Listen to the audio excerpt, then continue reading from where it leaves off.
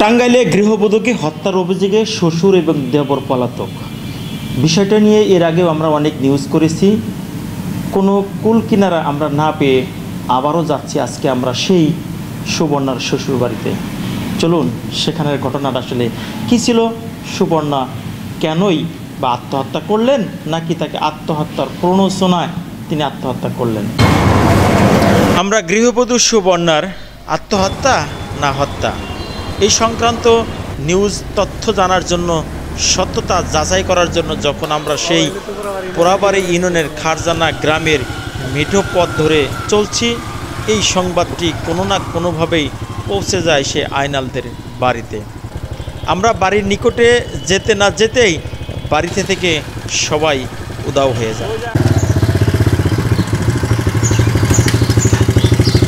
আপনারা দেখেন যে আমরা এই মুহূর্তে কিন্তু সে সুবর্ণার শ্বশুর বাড়ি অর্থাৎ আইনাল, তার স্বামী যে আইনাল, সে আইনালের বাড়িতে আছি। আইনালের বাড়িতে গত ঘটনার দিনও আমরা আসছিলাম, তখনও ঘটনার দিন বিকালে আসছিলাম, তখনও আমরা কোনো লোকজন পাইনি।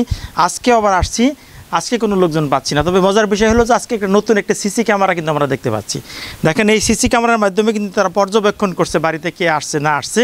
এই সিসি ক্যামেরাটা আগে লাগানো ছিল না, এটা নতুন করে কিন্তু সিসি ক্যামেরা লাগানো হয়েছে। দেখেন সম্পূর্ণ নতুন, কারণ এই বাড়িতে এই মুহূর্তে কি কোনো লোক পলাতক, সবাই কিন্তু পলাতক। আমরা অনেকে বলছিলেন এবং আজকে আমরা সরাসরি এসেও দেখলাম, কারণ ওই দিনেও আমরা পাইনি সেই সুবর্ণার শ্বশুর শাশুড়ি এবং দেবর, কাউকে পাইনি। গৃহবধূ সুবর্ণা হত্যা না আত্মহত্যা, এটার ক্লু খোঁজার জন্য কিন্তু আমরা দফায় দফায় আসছি, কিন্তু সুবর্ণার শ্বশুর বাড়িতে আমরা কাউকে পাইনি।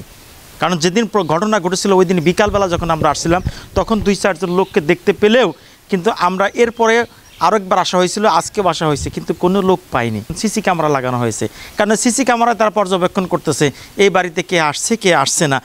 এটাই যদি করা হয় তাহলে সুবর্ণার যে আত্মহত্যা না হত্যা, সেদিনকার সিসি ক্যামেরা ফুটেজটা কই?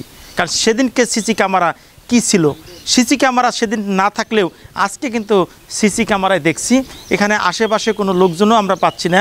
কারণ এই প্রত্যেকটা ঘরের ভিতরে কিন্তু তালা লাগানো না থাকলেও হয়তো সংবাদ পেয়ে টের পেয়ে কিন্তু তারা এখান থেকে চলে গেছে, ছিটকে পড়ছে।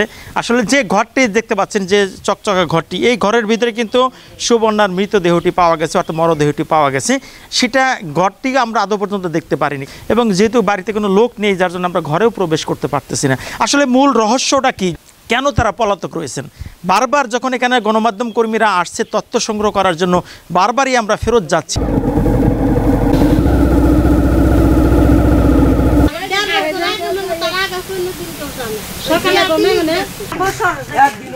সুবর্ণা এই বাড়িতে যখন আসছে, 2টি বউ কিন্তু একসাথেই এই বাড়িতে ঢুকছে। আর 2 বউ একসাথে যখন আসলো, স্বাভাবিকভাবে কৌতূহল মানুষগুলো 2 বউকে দেখার জন্য কিন্তু তাদের বাড়িতে গিয়েছে। কিন্তু মজার বিষয় হলো কি জানেন, বউ আসার আগেও কেউ তাদের বাড়িতে যায়নি, এবং বউ যেদিনকে দেখে আসছে তারপরে থেকে আদৌ পর্যন্ত ওই বাড়িতে কোনো লোকজন যায় না। এবং শেষ পর্যন্ত তারা গিয়েছে সুবর্ণা যেদিন এই বাড়িতে থেকে মৃত লাশ হয়ে বাড়িতে থেকে বের হয়, তখন তাকে দেখার জন্য এই গ্রামের সাধারণ মানুষগুলো কিন্তু সেদিন গিয়েছে। আসলে এখানে অনেক প্রশ্ন জেগে থাকে যে আসলে কি, তার বাড়িতে কেন লোকজন যায় না, তাদের আশেপাশের লোকজনগুলো তাদের বাড়িতে কেন বসে না, তাদের সাথে কেন উঠা বসা থাকে না, তাদের সাথে কেন যোগাযোগ নেই, এরকম কেনর প্রশ্নর উত্তর খোঁজার জন্য আমরা কিন্তু মাঠে আছি। এই যে মোর, ওর বাবার নাম কি? শামীম।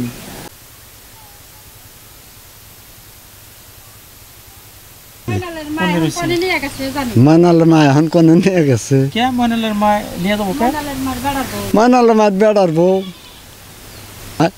আমার ওই ভিন্ন কথা কওয়ার টাইম আমার নাই, আল্লাহ নেই ভোগ কোন সময় কওয়া যাব না। আমি যাইও না মানাল গোবাতে, আমি যাইও না কোন দিন। বিয়ার দিছে এই পর্যন্তই সারা, আমি যাইও না। আপনার খোঁজ নেন না? এই যে আমরা খোঁজ নিয়েছি, আর একটা ফোন আছে, ফোনটায় ফোন দিছিলাম আমি, তা হে নাম্বারে ফোন ঢোকে নাই। ও নাম্বার ফোনও ঢোকে না? না, ফোনটা ঢোকে নাই। নাতিনের নাম্বারে ফোন দিছিলেন? নাতিনের নাম্বারটা ফোন দিছিলেন। ওই আমি তো লেখার জন্য ওই কাগজের লেখা টেকে রাখি, এটাতে ফোন দিয়ে রাগ করে সেদিনকে চেঙ্গাতে ফালিয়ে দিছি। দে শালা নাতিন ফোন ধরবো না, এটা কিবা করতে হইব। আমার বলা যায় না, ঘটনার পর থেকে নাতিনটা পান না, পাই নাই। কারণ ওই বাড়ি ঘটনার পর থেকে আর নাতি না দেখা হয় নাকি? না দেখা হয় নাই, আমি ও বাড়িতে যাইও নাই।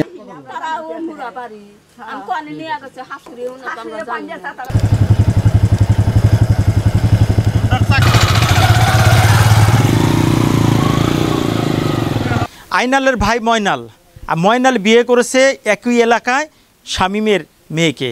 আর শামীমের মেয়ে মিম কিন্তু সেদিনকার ঘটনায় কিন্তু সরজমিনে তিনি সেখানে উপস্থিত ছিলেন, এবং উপস্থিত থাকার পরেও কিন্তু আদৌ পর্যন্ত সেই মিমের কোনো তথ্য পাওয়া যাচ্ছে না। কারণ মিম কোথায় আছে, বলছিলেন যে মায়ের বাচ্চা হচ্ছে, তিনি সেখানে গিয়েছিলেন, কিন্তু সেখান থেকে যাওয়ার পরে আদৌ পর্যন্ত কিন্তু মিম বাড়িতে ফেরত আসে নাই। এবং আমরা মিমের দাদার সাথে কথা বলে যতটুকু জানতে পারলাম, তিনি বললেন যে মিমের যে শাশুড়ি তাকে নিয়ে গেছে। কোথায় নিয়ে গেছে সেটাও তিনি জানে না, ফোন করেও কোনো তথ্য তিনি দিতে পারেননি, এবং ফোন নাম্বারটিও আছে বন্ধ। আসলে এই প্রশ্নের উত্তর আমরা খোঁজার জন্য আরও একটু গভীরে যাব। পরপর দুদিন এসেও কিন্তু আমরা তাদের পলাতকি পেলাম, তাদের মুখোমুখি কিন্তু আমরা হতে পারলাম না। সত্যতা জানার জন্য যে এত পরিশ্রম করতে হচ্ছে, তারপরে আমরা সত্যতা জানতে পারতেছি না, এই জন্যই যে তারা পলাতক হিসাবেই আছেন। পুলিশ কিন্তু তাদের ধরছেও না, কারণ তাদের বিরুদ্ধে এখন তো কোনো মামলাও হয়নি।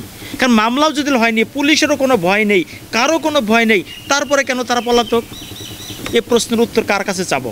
চলুন আমরা টাঙ্গাইল সদর থানা পুলিশ ইনচার্জ যিনি আছেন, দেখি তার কাছে কোনো সদুত্তর আমরা পাই কিনা।